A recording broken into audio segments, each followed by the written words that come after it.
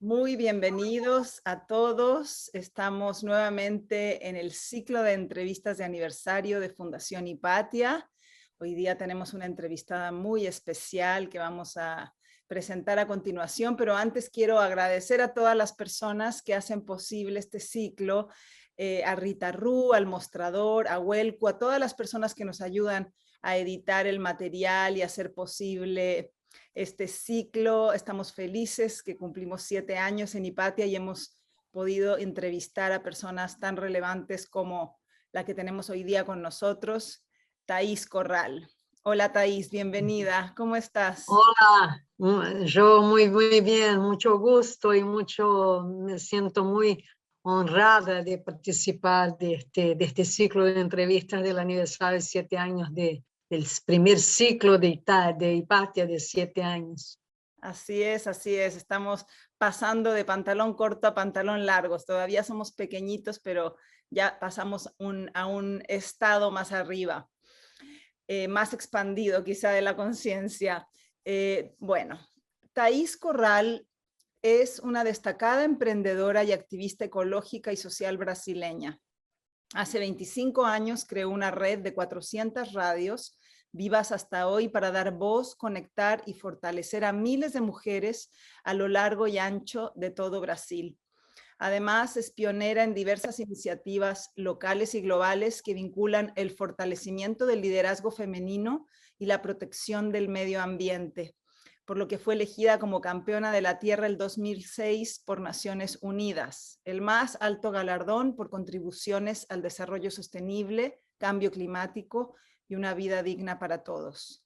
Thais además es miembro del World Future Council, miembro de la Comisión sobre Globalización, ha representado a la sociedad civil en diversas conferencias de Naciones Unidas y junto a Wangari Maathai, Bella Abzug, Vandana Shiva y otras mujeres, lograron introducir en Naciones Unidas la visión femenina en la agenda global. Una de las cualidades que más admiramos y sorprendentes de Thais es su calma, serenidad y tempo como forma de vida y su habilidad para co-crear y tejer redes de personas y organizaciones que se la juegan por resolver temas de alta complejidad a nivel global, como son el cambio climático, pobreza, derechos humanos, entre otros. Su emprendimiento más reciente es el Campus Inaldo Vale, a las afueras de Río de Janeiro, un laboratorio vivo para la capacitación de agentes de cambio en la transición a la sostenibilidad, donde se entregan habilidades internas y externas fundamentales para que personas reales, en lugares reales, puedan liderar y producir cambios positivos en los tiempos que vivimos. En Fundación Hipatia conocimos a Thais hace 4 años en un encuentro que tuvimos de mujeres en Chile y a partir de allí hemos entablado una preciosa amistad en torno a la exploración de nuevas formas de relacionarnos con la naturaleza y con nosotros mismos. Así que muy bienvenida, Thais. Estoy sumamente contenta de que por fin hayamos hecho esta entrevista. La teníamos pendiente. Habíamos hecho una entrevista en ese FEM Summit que estuvimos juntas, pero ya hacía falta ponernos al día, sobre todo después de estos 2 años de pandemia. Así que vamos a partir. Thais, partamos un poco por tu historia personal. Tú tuviste que salir a trabajar muy joven cuando tu padre muere y esto también te prepara, ¿no? Para todo lo que viene. Cuéntanos un poquito de cómo fue este proceso de aprendizaje y después vamos ya al activismo. Yo creo que, gracias, Aleca, yo creo que mirando hacia atrás, ¿no? Que eso yo tenía 14 años, yo creo que eso me preparó en el sentido de algo que yo veo hoy en los jóvenes como que muchas veces falta, ¿no? Quiere decir que es ese sentido de la responsabilidad, de cómo uno se hace cargo de su vida, no a cortísimo plazo, pero a largo plazo, ¿no? Y yo creo que con la muerte de mi papá, eso creó las circunstancias para que yo me diera, afrontara una situación bastante compleja y que quizás demasiado cargada una adolescente, pero eso me dio esa posibilidad esa determinación, ¿no? De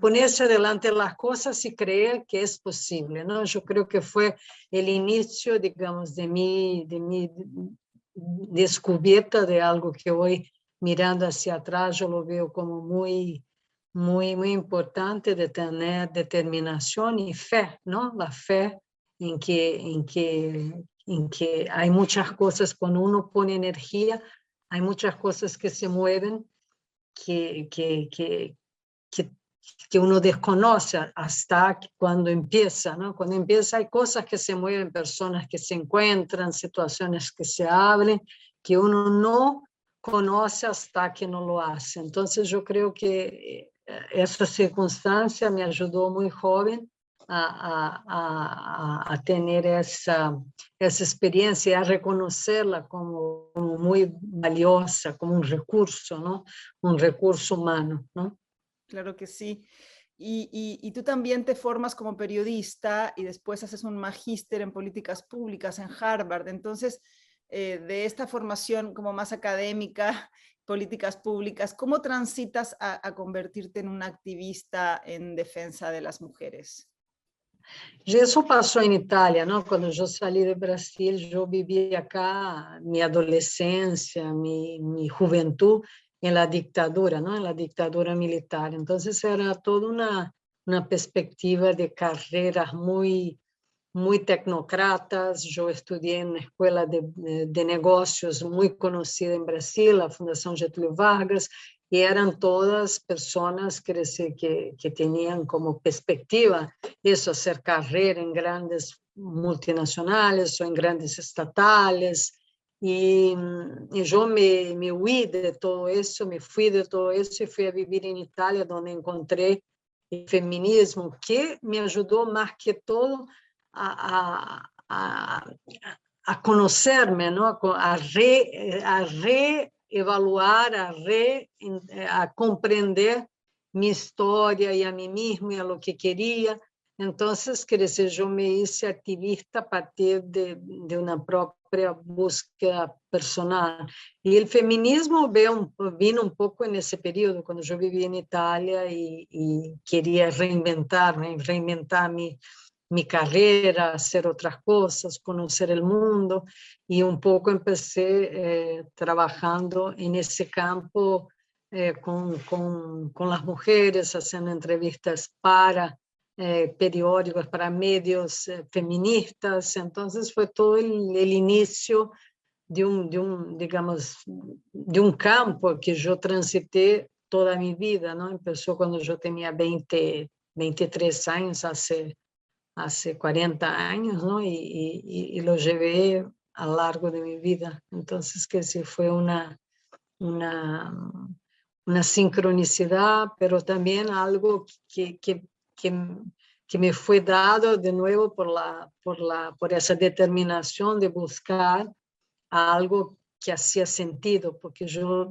aunque todas essas coisas me hubieran dado um conforto material, quizás um conforto, digamos, um reconhecimento de um certo tipo de status quo, pero eu não me reconhecia a mim mesma. Então, o feminismo, a estadia em Itália, onde eu estive por 5 anos, me ajudaram muito nesse sentido.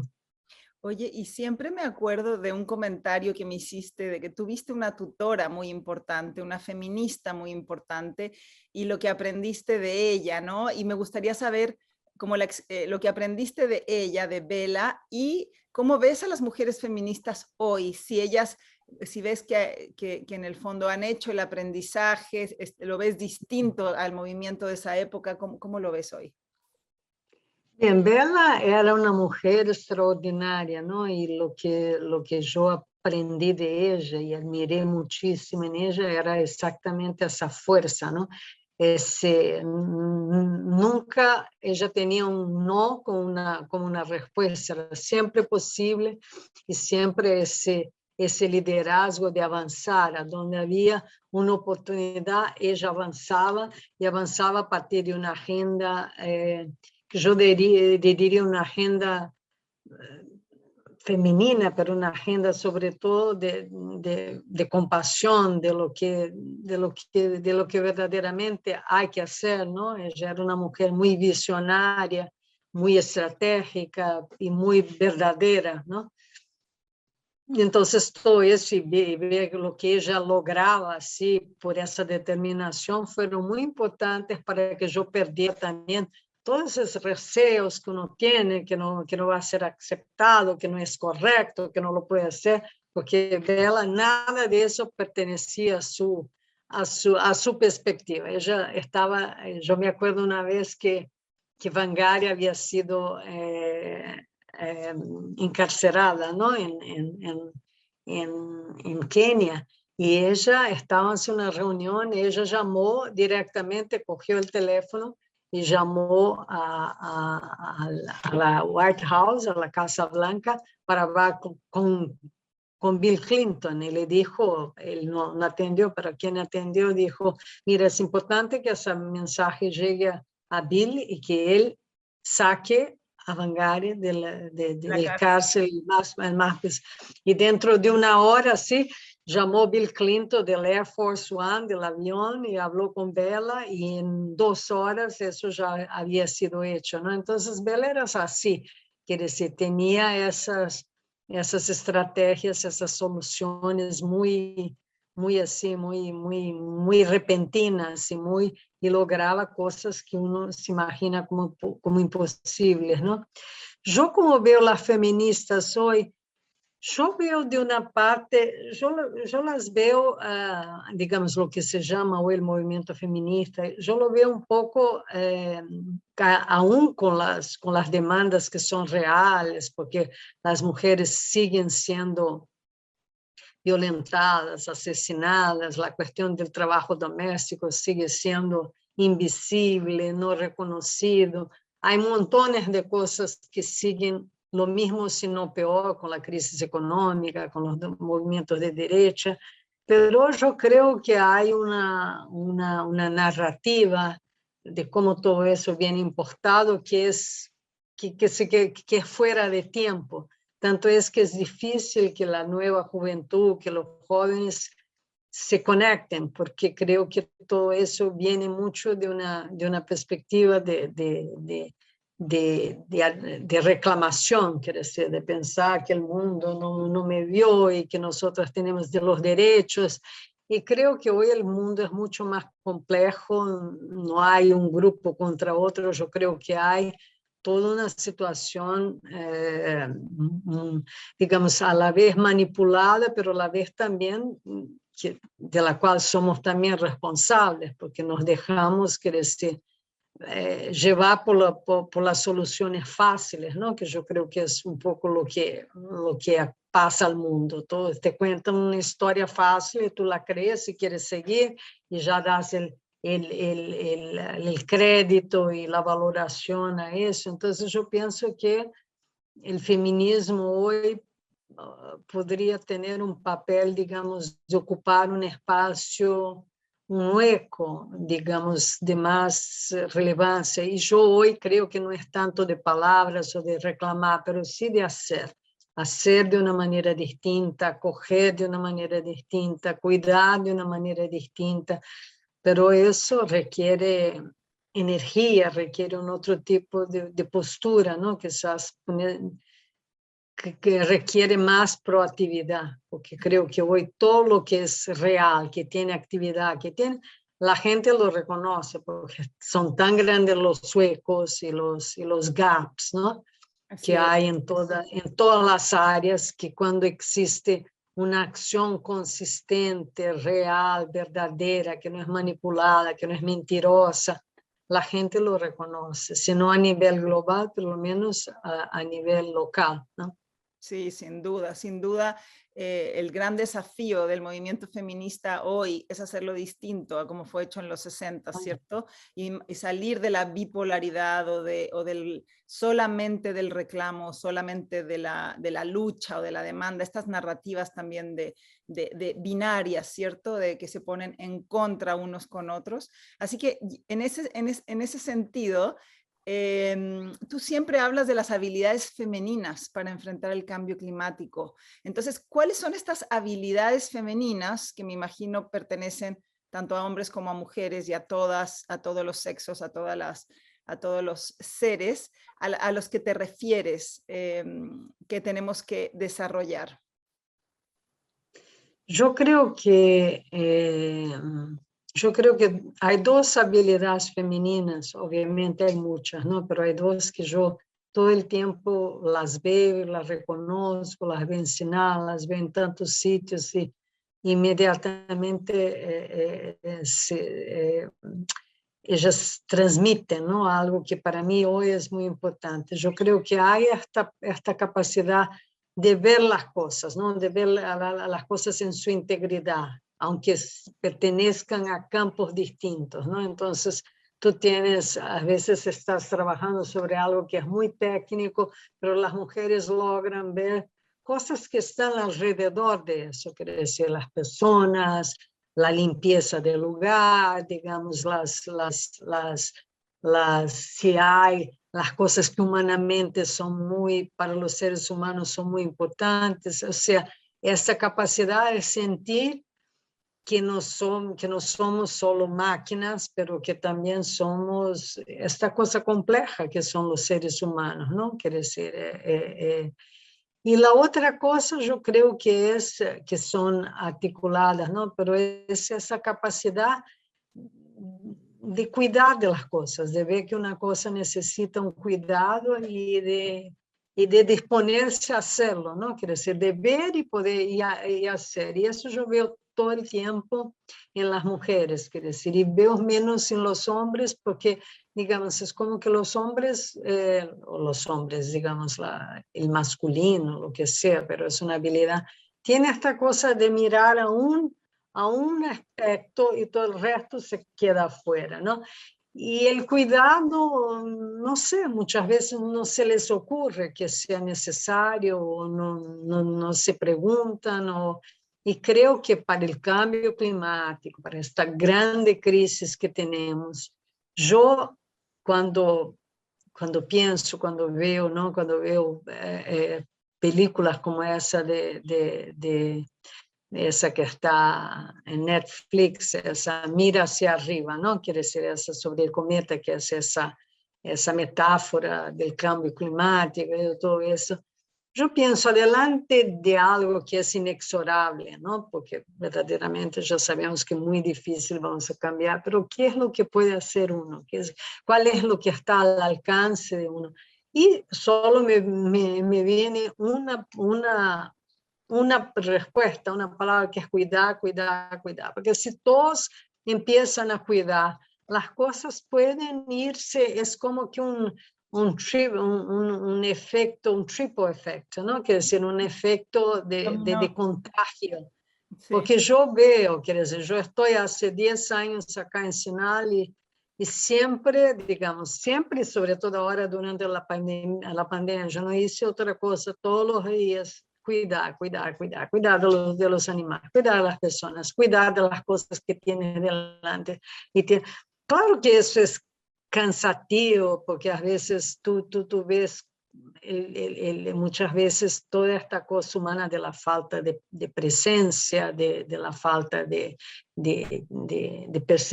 percepción sobre todo.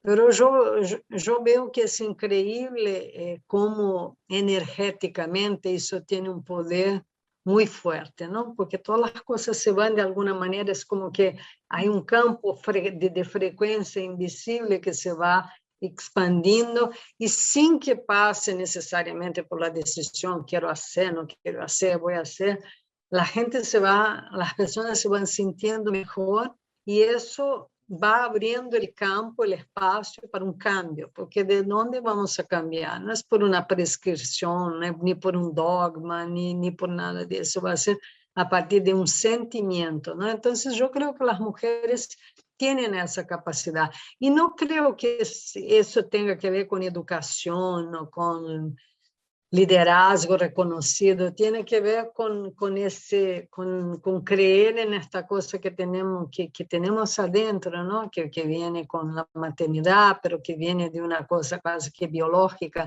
de alguna manera de sentir las cosas y querer acogerlas, querer cuidarlas. Entonces yo creo que esa es una habilidad femenina importantísima para nuestra época. Ok, nos cambiamos de locación para continuar la entrevista porque nos estaba yendo un poco la señal con Thais. Así que Thais, vamos a hablar ahora de lo que hacen en Sinal de Valle, y ustedes son un centro que hace retiros de regeneración. Antes de ir a contar un poco de qué hacen, qué es Sinal y qué hacen ahí, me gustaría hablar de este concepto que está siendo muy utilizado por los movimientos ecológicos, por algunas organizaciones, por algunos agricultores. Entonces, ¿qué es la regeneración? ¿Qué significa para ti la palabra regeneración? ¿Y qué nos permite reconocer si algo es regenerativo o no es regenerativo?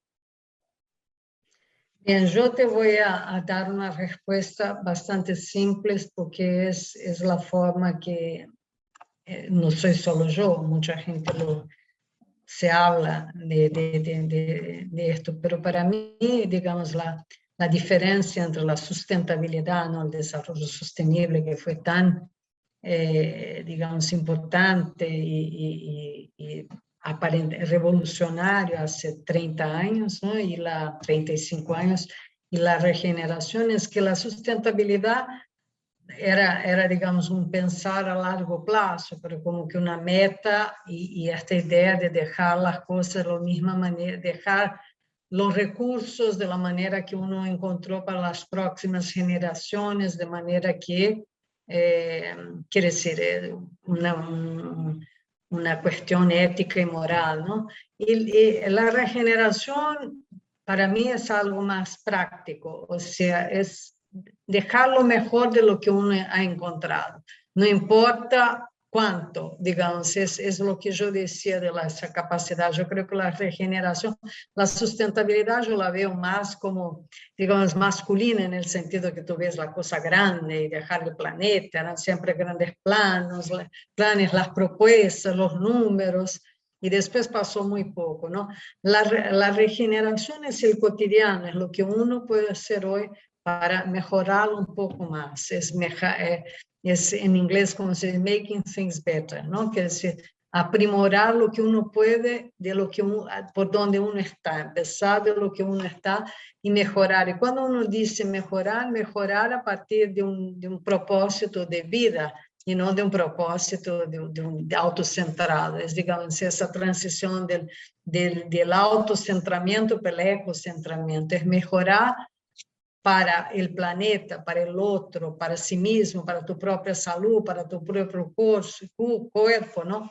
Entonces es esa conciencia más amplia de lo que somos nosotros y de lo que nos podemos hacer, cada uno en su campo. Y muchas veces regeneración significa regenerar la forma como uno se alimenta, la forma como uno vive cotidianamente, la forma como uno utiliza la basura, los alimentos. Entonces creo que la regeneración da más oportunidad para que más gente participe. Y como que la sustentabilidad era un poco una cosa que parecía una cosa muy lejana, muy técnica, que quién sabe uno tenía que tener muchos conocimientos para hacer la sustentabilidad, mientras la regeneración cualquiera lo puede hacer. Perfecto, son como las pequeñas acciones en tu propia vida, en tu propio hogar, en el territorio en el que vives, en la tierra, tu hortaliza, etcétera. Y Y con respecto a otro elemento importante en el concepto de regeneración, por ejemplo, aplicado a la agricultura, ¿no? A la agricultura regenerativa, es el descanso, que es un tema también bien importante que hemos conversado. ¿Por qué es tan importante dejar descansar la tierra, dejar descansar a las personas? Este asentamiento, esta capacidad de dejar de cantar para la regeneración. Porque yo creo que hay algo que en esta perspectiva, ¿no? Digamos, muy que viene del iluminismo, que viene de esta cosa que uno puede imponer un ritmo distinto del ritmo de las cosas. Yo creo que hemos perdido esa conexión con los ritmos, ¿no? Y el descanso es el ritmo de las cosas, que decir, desde que hay día y hay noche, es la ley, es la verdad, lo que ya está. Hay las estaciones, hay invierno, hay verano, hay los ciclos, hay cuando uno puede producir y cuando no puede producir, hay cuando uno se siente energía y cuando no siente energía, hay la inspiración y la no inspiración. Entonces, quiere decir, dejar descansar, digamos, es alinearse con este ritmo, con la frecuencia de lo que es, de lo que nosotros somos con uno mismo, de lo que nosotros somos parte, ¿no? Y yo creo que la principal enfermedad de nuestro planeta hoy es haberse alejado de este ritmo, haberse alejado de la perspectiva, digamos, para poner en tus palabras, de ese descanso, ¿no? De este hiato, de esta pausa entre una y otra cosa. Yo creo que con eso nosotros hemos enloquecido todo, ¿no? Hemos creado una fuerte distorsión, yo diría, una ruptura con la ley, ¿no? Con lo que es. Y creo que, y por eso, pero es difícil retornar a eso, porque nuestra perspectiva, nuestro mindset, nuestra ideología dominante es la ideología de la máquina. Es como si una cosa no pudiera parar nunca, porque siempre hay más y tiene que ser más. Y eso yo creo que nos está destruyendo, ¿no? Sí. Entonces, el descanso es fundamental para todo, porque sin energía puedes estar delante del paisaje más bello, puedes estar delante del sentimiento más profundo, delante de la comida más saborosa. Si uno no tiene descanso, no puede disfrutar. Sí, qué bien dicho y qué exacto y qué sencillo. Sí, así es, así es. Y tú vives bueno, nosotros hemos estado, tenemos el privilegio de haber estado en Sinaldo Valley, que es este lugar maravilloso que fundó Thaís a los alrededores de Río de Janeiro. Cuéntanos de Sinal, ¿cómo lo encontraste? ¿Cómo apareció esta idea? ¿Cómo se funda? Y lo que han logrado, porque también acabas de cumplir 10 años. Entonces, cuéntanos un poco qué es Sinal, cómo se funda y los hitos. Uh-huh. Yo creo que Sinal para mí fue una de esas descubiertas, ¿no? Yo solo a un cierto punto yo estaba tan ya harta de todo este hablar, de todo este reclamar, de todo este activismo, digamos, sobre, digamos, la idea de que alguien lo va a hacer, de que tú le pides para que alguien haga, los gobiernos, las empresas, otras personas. A un cierto punto, eso me pareció mucho sin sentido. Fue cuando murió Bella, ¿no? Que fue una gran activista, pero ella nació cuando el mundo, digamos, tenía paredes muy sólidas, ¿no? Y digamos, era importante tener fuerzas para romperlas, y ella fue una de esas personas, ¿no? Que rompió murallas muy profundas. Pero en los años después de los años 90, después de esas precursoras, ¿no? Como fueron Bella y otras mujeres con mucha coraje, muy destemidas.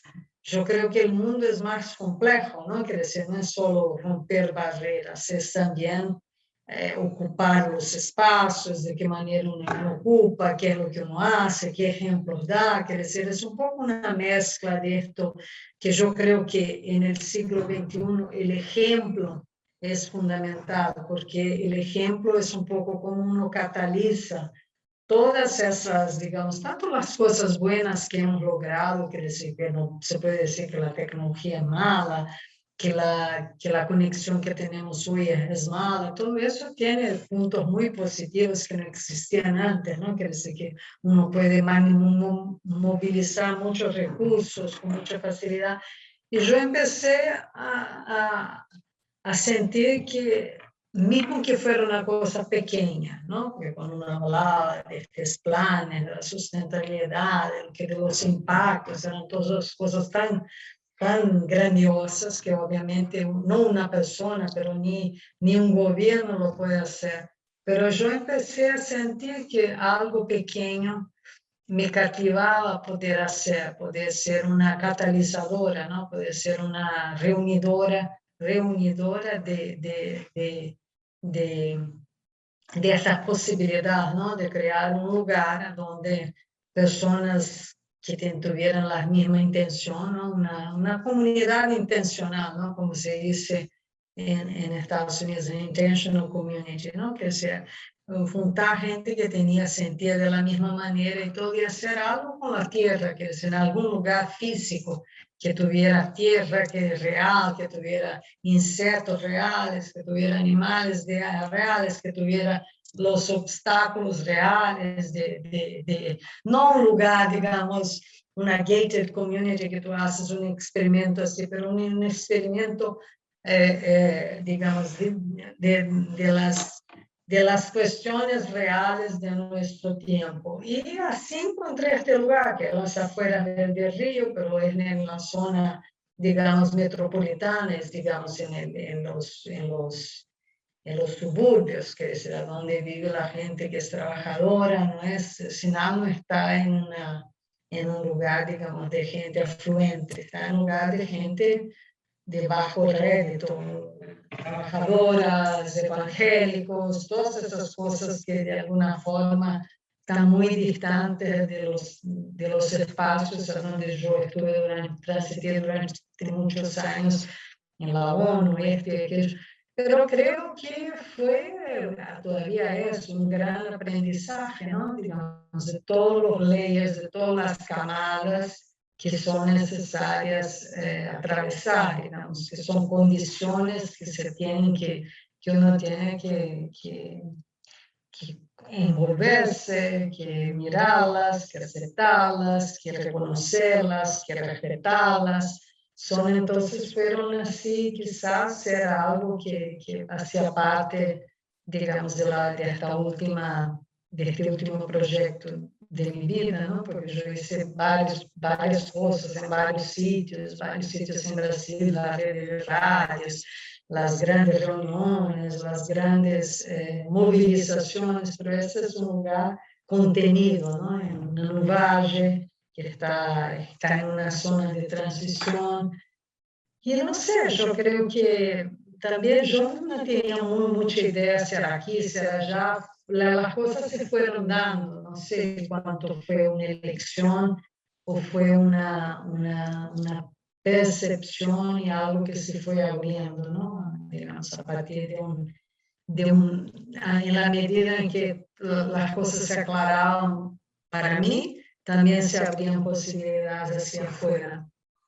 ¿Y por qué es interesante para las personas que quieren empezar a actuar sobre lo pequeño, empezar a actuar de forma regenerativa, ir a Sinaldo Valley? ¿Qué es lo que tú aprendes como agente de cambio o como profesor o como estudiante cuando vas a hacer un retiro a Sinaldo Valley? ¿Cuáles son las herramientas que se entregan? Yo creo que, digamos, el sinal, el nombre sinal quiere decir sincronicidad, innovación y alegría, ¿no? Yo creo que son tres principios, tres calidades que están muy presentes acá, ¿no? Digamos, en la forma como se hacen las cosas, un poco reconociendo como la naturaleza, ¿no? Como las cosas se atraen, ¿no? Quiere decir, ¿qué es lo que se atrae? Que la naturaleza funciona así, las cosas se van atrayendo, ¿no? Los insectos, las cosas, todo se va dando a partir de una frecuencia común, ¿no? Entonces creo que acá también, quiere decir, como las cosas se van dando, es siempre muy inesperado y revelador. Yo creo que se aprende a eso, a abrir un espacio para el inesperado, para algo que no ha estado planeado, ¿no? Eso yo creo que está en el campo de Sinal, ¿no?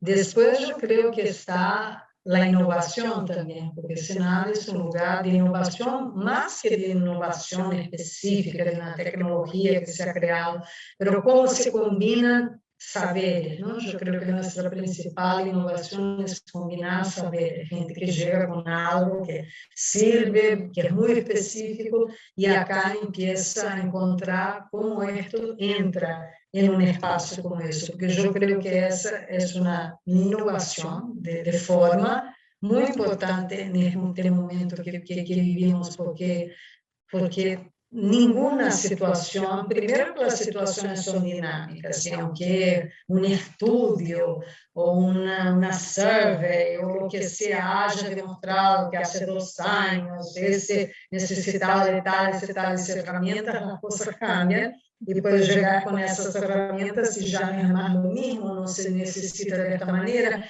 Entonces acá yo creo que las personas también que hace parte también de esa sincronicidad, a veces llegan con una cosa ya que saben hacer y todo, y acá tienen que un poco reaprender a cómo ubicarse, ¿no? Ubicarse dentro de una situación que tiene condiciones y situaciones distintas, ¿no? Porque por más que una estructura, pero siempre hay una dinámica de cambio que es muy posible. Tanto es que las personas que vienen acá dicen, más un día en Senado Vargas, todos los días pasan cosas totalmente inesperadas, ¿no? Quiere decir, digamos, yo creo que una de las características que las personas aprenden, y para algunas personas eso es muy, digamos, es muy, causa un desconforto, pero después que las personas pasan por ese desconforto, yo creo que si logran superarlo, aprecian profundamente, ¿no? Que es cómo ser inclusivos, ¿no? Porque es muy lindo hablar en el papel, creer que todo tiene que ser inclusivo, pero ser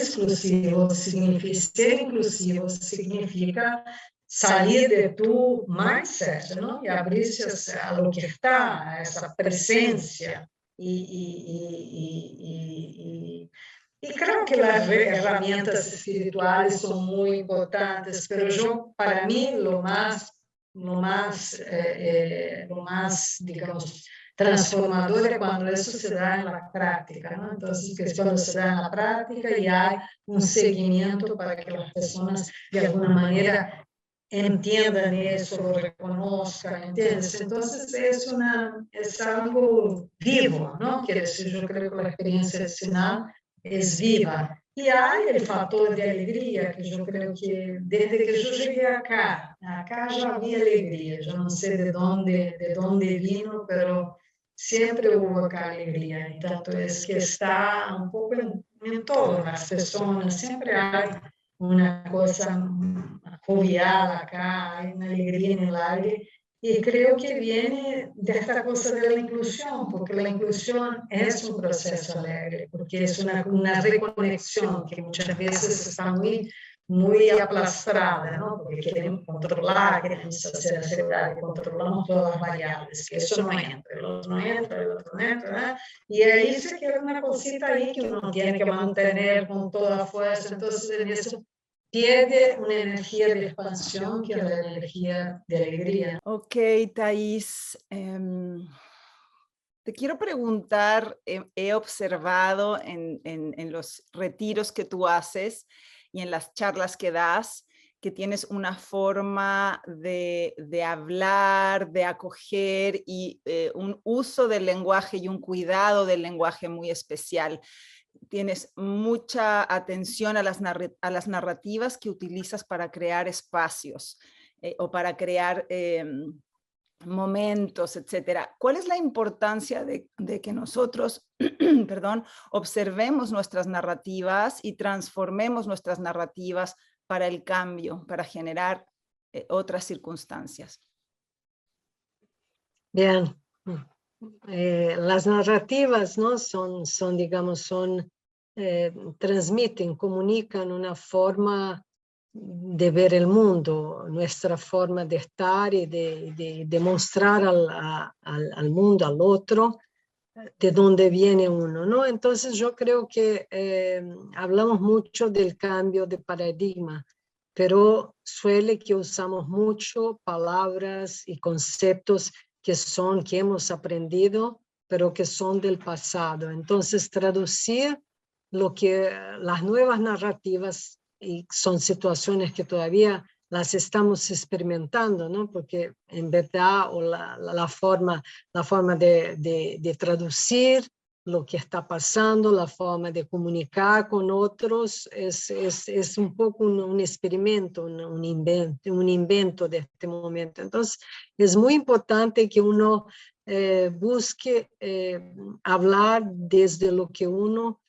siente, desde lo que uno, desde el presente, ¿no? Esta cosa del presente, yo creo en las nuevas narrativas es muy importante, que uno hable y transmita desde donde está en este momento. Y a veces no es fácil porque nosotros fuimos educados a cognitivamente acumular conocimiento, acumular conceptos y repetirlos muchas veces, y cada vez que los repetimos, obviamente quedan, digamos, como presentación muchas veces queda más cuidados, ¿no? Pero muchas veces no representan, digamos, lo que uno auténticamente siente o está viviendo en el momento. Entonces, todo este principio del presencing, ¿no? De la presencia, yo creo que es muy importante para que uno pueda narrar, pueda comunicar desde lo que está pasando en el momento y que en general tiene muchos elementos que no es solo de la cabeza de uno, ¿no? Pero de lo que uno siente, de lo que está en el ambiente, del biocampo, que es toda esta nueva perspectiva cada vez más usada, ¿no? Quiere decir, de las vibraciones que uno siente, de la frecuencia donde está, de la energía que está en el ambiente. Entonces la narrativa, lo que uno, o sea, lo que uno expresa a través de las palabras, cada vez más tiene que traducir estos campos, ¿no? Que son muy del momento, ¿no? Y son muy de lo que uno está sintiendo con todas sus funciones, con todos sus sentidos, con todo su cuerpo. Entonces es distinto de cómo lo hemos visto en el pasado, ¿no? Que habían, digamos, como que conceptos o patamares, ¿no?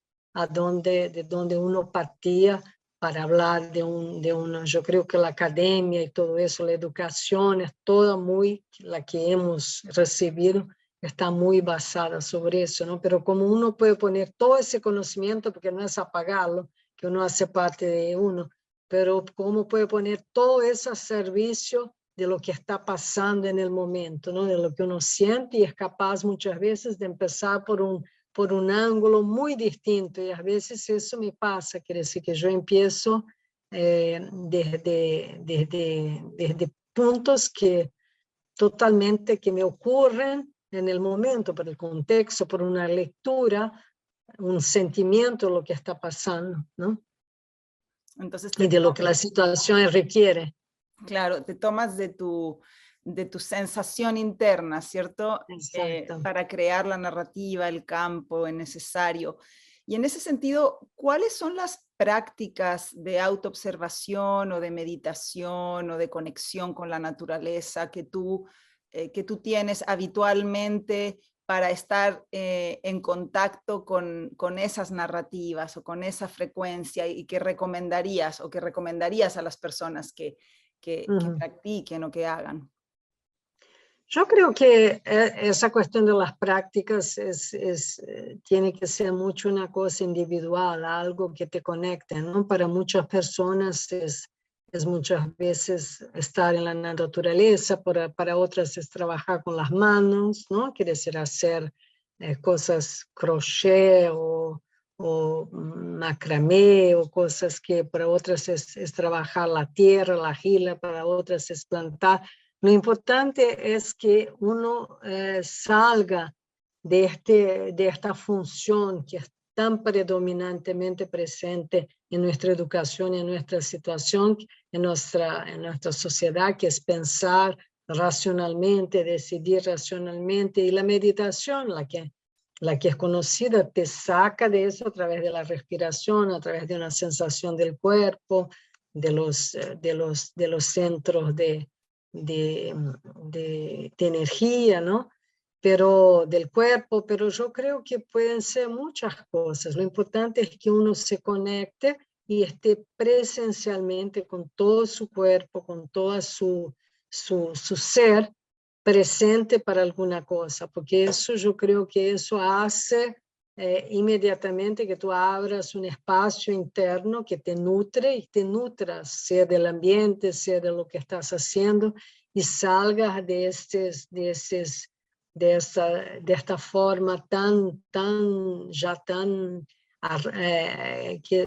presente en nosotros, que es del pensar, pensar, pensar y agir a través solo del pensar, y te abre espacios que son mucho más amplios, ricos y también inesperados, ¿no? Es de donde viene la intuición, de donde viene el insight, pero es necesario ponerse en eso. Pero yo creo, porque mucha gente me dice, pero yo no logro meditar, porque piensa que meditar es una cosa tan complicada, pero meditar es solo salir de afuera e ir hacia adentro. Y para eso cada uno tiene su manera, ¿no? Y yo creo que trabajar con las manos, muchas veces estar con un animal, hay muchas formas de encontrar esa conexión con el espacio interno, ¿no?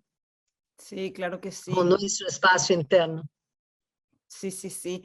De hecho, estos 2 últimos años de pandemia han sido como un retiro semi obligado para estar más en contacto con nosotros, con nuestro hogar, nuestros familiares, animales, quehaceres cotidianos, y ha sido muy interesante. En ese sentido, ¿cuál ha sido tu experiencia? ¿Cómo han sido para ti estos 2 últimos años y cuáles han sido los grandes aprendizajes que hiciste en estos tiempos de confinamiento?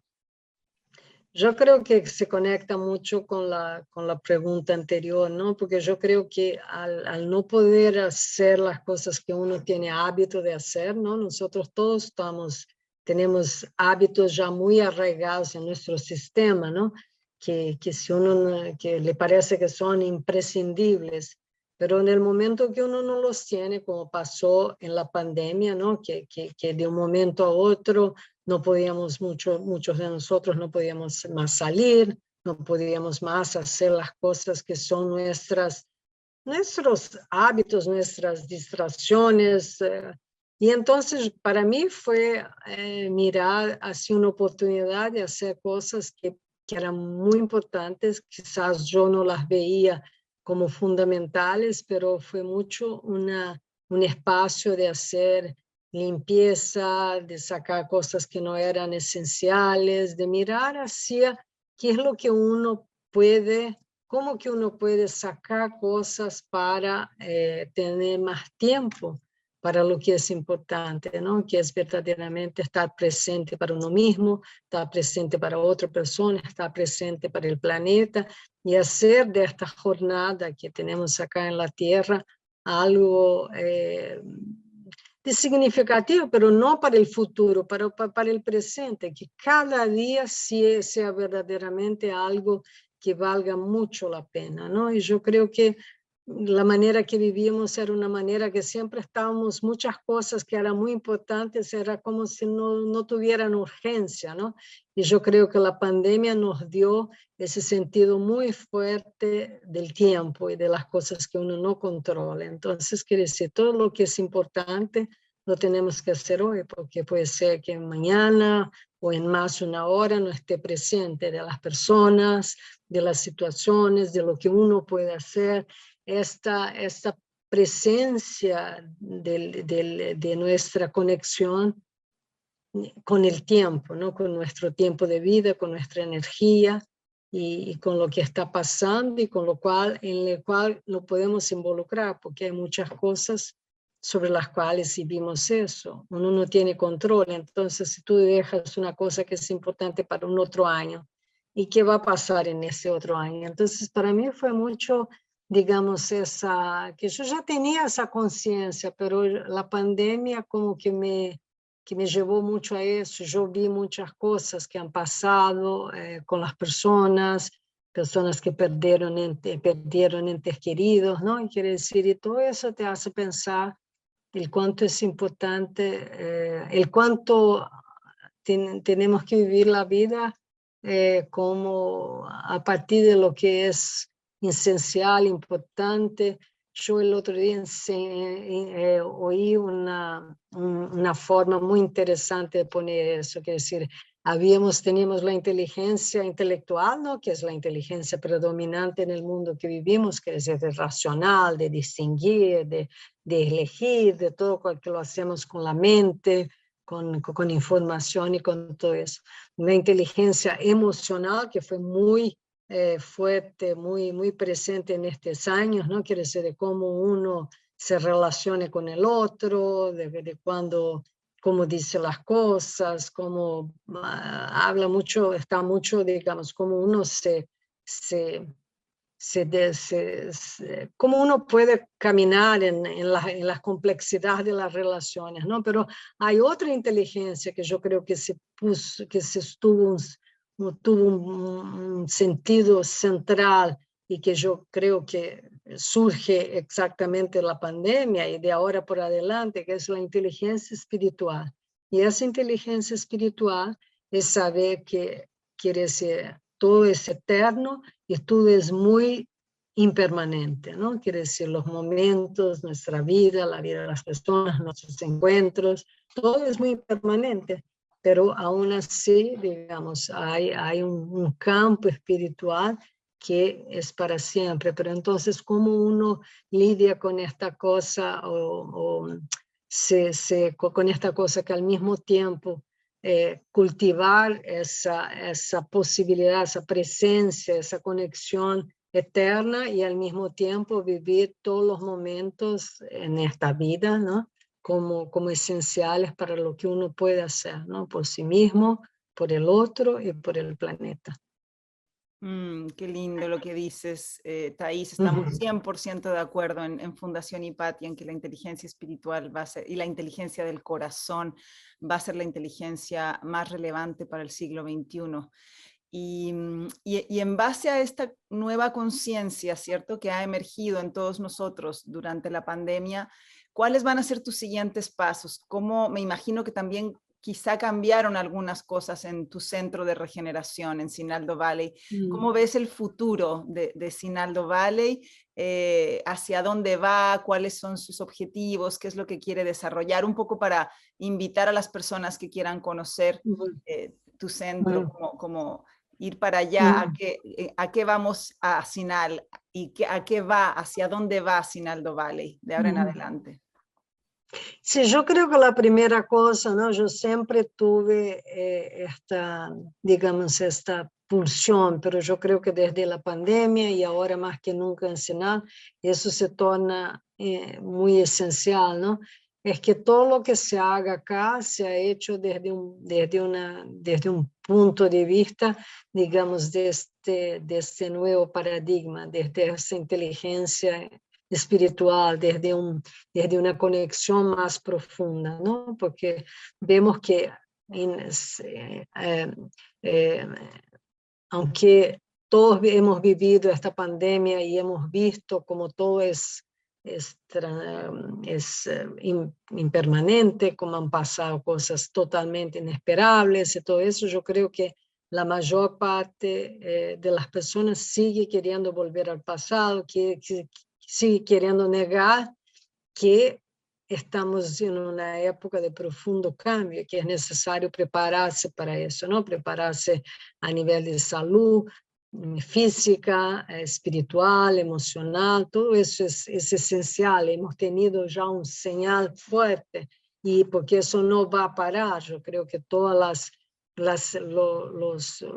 las indicaciones que tenemos desde la ciencia, desde los visionarios, desde los profetas, es que todo esto todavía seguirá por muchos tiempos, y probablemente en nuestras vidas no veremos más un momento de estabilidad muy largo, porque pasarán siempre cosas. Entonces yo creo que para mí fue muy importante, yo creo que es muy importante que la gente que ve en Nacional como un centro de regeneración tenga la posibilidad de conectarse con eso, o sea, de ver, mirar su vida a partir de un significado, de un nuevo significado, ¿no? Entonces eso lo hacemos de distintas maneras, pero provocando esto, ¿no?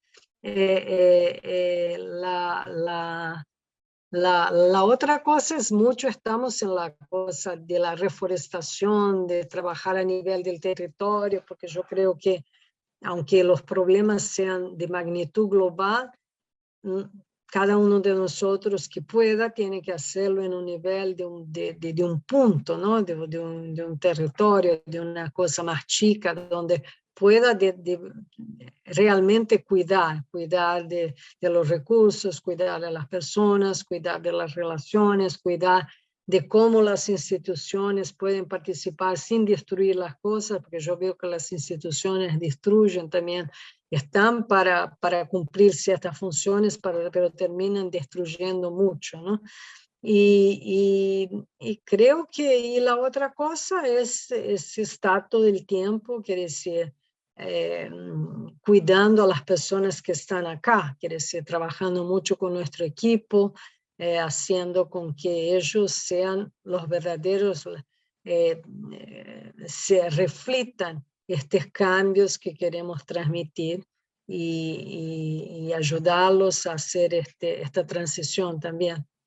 Muchas gracias, Thais. Qué grandes enseñanzas sobre ética del cuidado de nosotros mismos, de las personas, de la naturaleza. Te agradecemos muchísimo. En Hipatia nos sentimos tan honrados de ser hermanos, amigos, colaboradores de Sinaldo Valley. Esperamos que muchas personas puedan nutrirse de tus enseñanzas y de toda tu comunidad, que es tan preciosa en Río de Janeiro, a las afueras de Río. Y bueno, esperamos verte muy pronto, y bueno, les pedimos a las personas que vieron esta entrevista disculpas, porque tuvimos distintos momentos de grabación, tuvimos algunas tormentas entre medio en Sinaldo Valley que afectaron la señal, pero estamos muy contentas de haber conversado contigo. Muchas gracias, Thais, y nos vemos. Muchas gracias a ustedes, fue un gran gusto y muy contenta de ser parte de esta comunidad en Chile, en nuestra querida América Latina. Igualmente, Thais, hasta pronto, hasta muy pronto. Gracias, hasta pronto.